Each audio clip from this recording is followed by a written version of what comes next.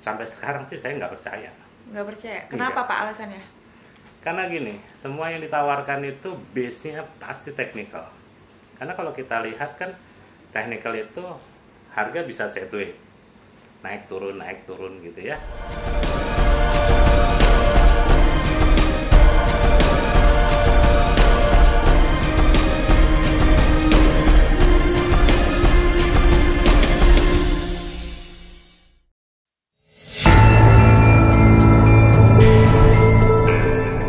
The new normal adalah perubahan perilaku untuk tetap menjalankan aktivitas normal. Namun ditambah penerapan protokol kesehatan guna mencegah terjadinya penularan COVID-19. Lalu bagaimanakah new normal di mata ekonomi?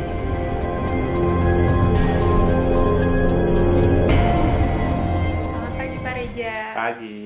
Ya kita nggak salaman dulu ya Pak ya, masih jaga jarak dulu.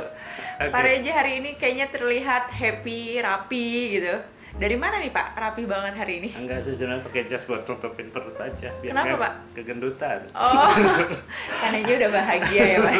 PSBB, gendut sama rambutnya gondrong. Oh iya. Belum, tukang cukur Bapak belum ada yang buka juga nih? Kayaknya masih ketahan, nggak boleh masuk Jakarta.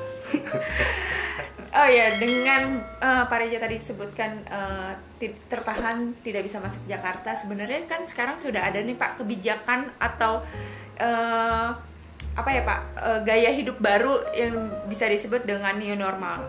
Menurut Bapak nih new normal menurut dari kacamata perekonomian kayak gimana nih Pak? Pengen tahu sedikit nih Pak. Oke. Sebenarnya kalau masalah ekonomi dari zaman dulu sampai zaman sekarang itu kan sama saja ya. Artinya begini, dulu ada pertanian, lalu perdagangan, dengan ditemukannya mesin uap, ujung-ujungnya ada transportasi, lalu ada pabrikan, manufacture dan segala macamnya. Lalu naik lagi ke tingkat era yang berikutnya namanya komputer. Setelah itu baru internet masuk. Sekarang sih sudah saatnya menurut saya digital. Semuanya dibikin digital. Dan digital ini diperkuat sebenarnya dengan masuknya virus corona. Mau nggak mau kita nggak bisa untuk terlalu berdekatan, pertemuan offline gitu ya. Mau nggak mau semuanya digital. Pesan makan digital. Iya, Lalu kita mau bayar pakai e-money mungkin ya. Lalu pakai flash gitu. Lalu sampai kita mau marketing juga kan pakai digital marketing. Jadi otomatis kalau menurut saya ke depannya digital ini pasti akan menjadi satu tren usaha yang Termasuk di bidangnya Pak Reja sendiri. di forex. Menurut saya forex adalah salah satu. Semuanya kan dagangnya menggunakan digital atau online ya.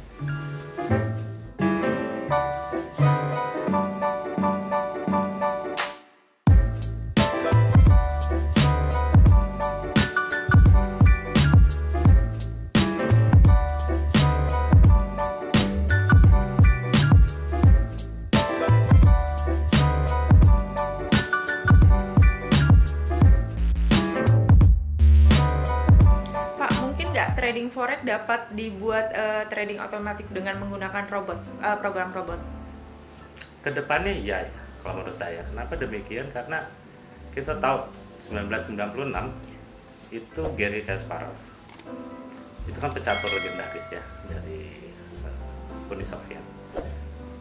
Itu pertama kali dia mengalahkan super komputernya IBM. Oke. Tapi ingat 1997 waktu pertandingannya diulang, Kasparov sampai hari ini nggak pernah menang. Artinya apa?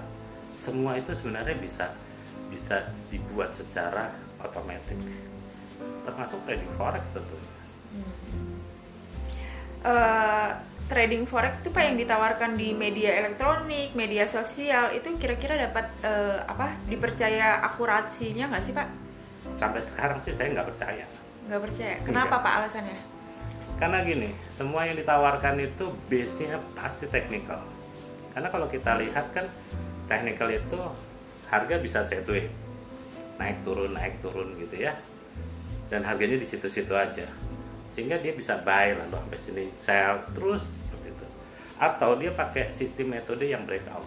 Jadi kalau udah setway-nya lepas, dia beli gitu ya, terus harga naik terus. Begitu juga dengan turun. Tapi nggak ada satupun robot atau program untuk trading forex itu yang menggunakan artificial intelligence atau AI, yaitu bagaimana sih fundamental itu berpikir. Nggak pernah ada. Kalau itu nggak ada, saya nggak percaya. Tapi kenapa ya Pak sampai detik ini orang percaya dengan sistem si robot tersebut, programnya? Pada saat ekonomi seperti ini, semua orang, nggak hanya di Indonesia, di dunia juga percaya kalau dibohongin ya. Kita kan udah pernah lihat orang tuh nggak pernah kapok adanya Mia, lalu adanya GCG, money game yang lain. Kita bisa lihat bahwa jangankan yang money game seperti itu, fund manager aja sekarang bisa bayar nggak? Betul. Nggak ada yang bisa bayar tuh.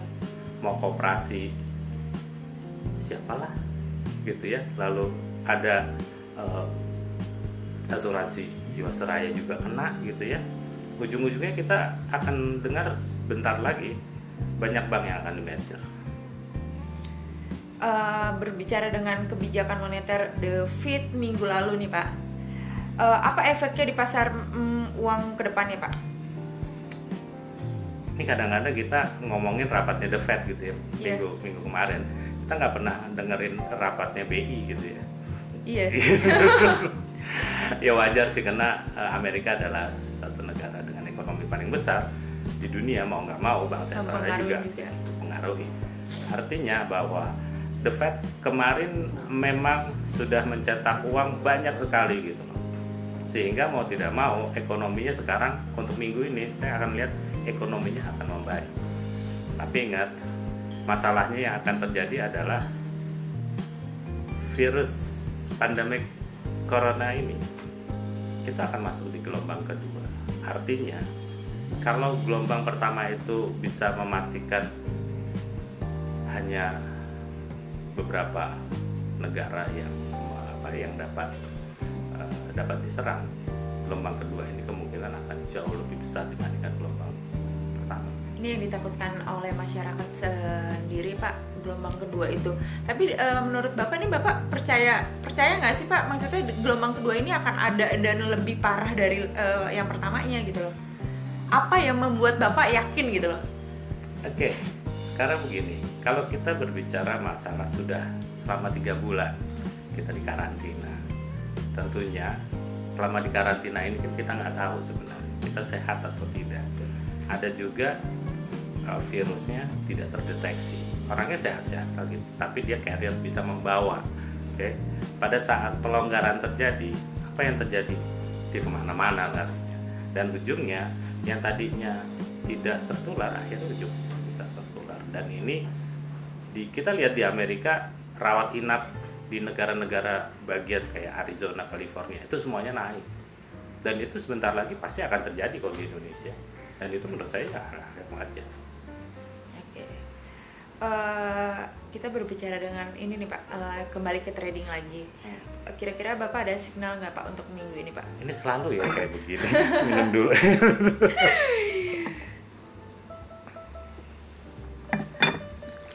Oke, daily signal untuk minggu ini tentunya kalau kita ngelihat bahwa ke depannya gelombang kedua ini akan makin lebih besar dibandingkan gelombang pertama, otomatis kalau menurut saya saham akan hancur.